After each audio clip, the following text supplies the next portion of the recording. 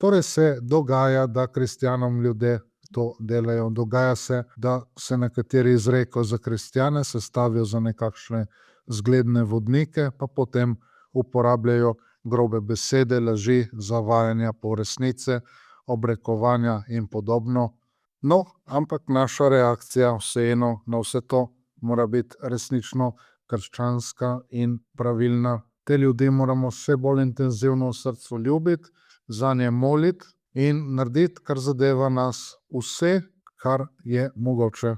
Torej vse odpustiti, želeti vse dobro tem ljudem. Imamo priložnost, da svoje trpljenje, svoje odpovedi, svoje mašne namene namenimo zanje, da nanje mislimo kar maši, da zanje prejmemo sveto obhajilo. Tako da imamo res ogromno tega, kar bi lahko delali in počeli in namenjali, ampak to moramo delati seveda tako, da molčimo, da se ne spravljamo na podoben način tudi mi na te ljudi, ampak drugače reagiramo.